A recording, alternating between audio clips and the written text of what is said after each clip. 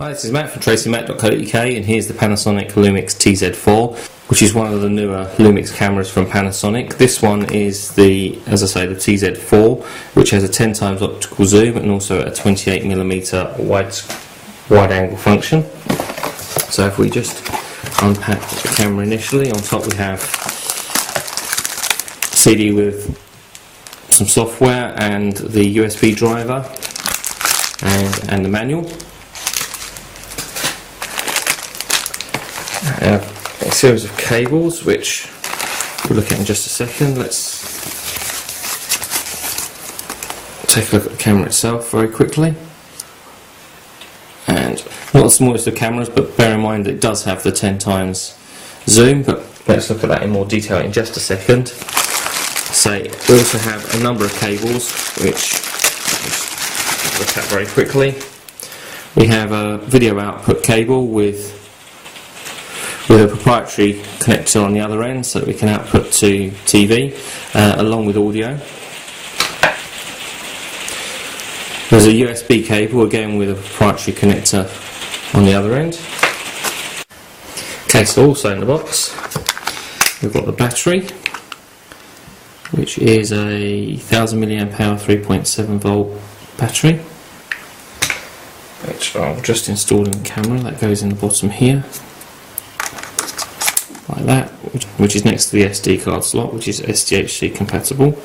We'll come back to that in a second. There's a wrist strap so that you don't drop the camera,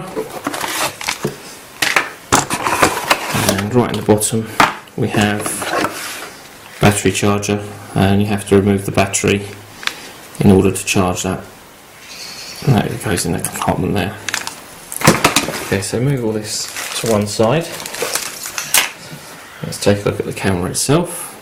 Right, starting at the back we have a 2.5-inch display. Switch here to switch between playback and record mode. Series of controls here, one for self-timer, one for setting the white balance, one for flash, one for macro mode, and a menu set button in the centre. Display and a Q menu mode button there. On the top we have the dial that sets the different shooting modes, from IA to full auto, 2 scene modes and a video mode. On-off switch for the camera is on the top here, also the wide telephoto mode just there, and also the button for actually taking the shot, and an e-zoom mode, which I assume is an extended zoom or possibly a digital zoom, but I'll confirm that in a review. I'll just flick the camera on there. As you can see, the lens pops out at the front. That's how far it sticks out in wide angle, and if we zoom all the way in, that's the full 10 times zoom telephoto, and we wind it all the way back in, turn it off. It goes in quite flat. On the right hand side we have a flap over a series of connectors. The first one at the bottom there is for DC in, if you want to charge or power the camera with a DC cable, which interestingly doesn't seem to be supplied.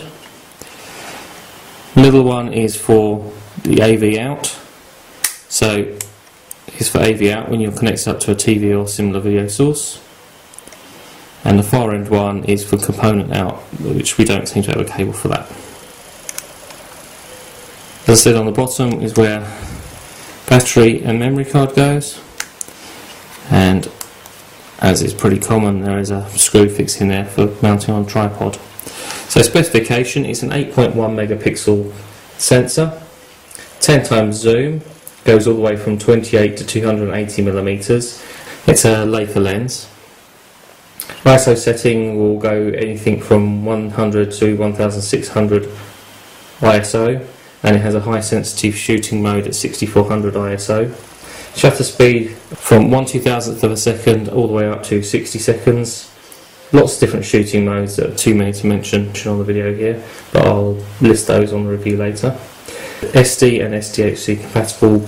Maximum still image size is 3264 by 2448 pixels, and the maximum video size is 848 by 480, and that will shoot at 30 frames a second. That is USB 2, As I mentioned, there is an intelligent auto mode, intelligent ISO, and also an image stabilisation mode. And as I said, that AI setting is an intelligent auto mode. It also works with intelligent ISO, Venus Engine 4 processor. On the front we have the flash and obviously the lens, and this is closed at the moment, has a flap over the lens to protect it when it's closed.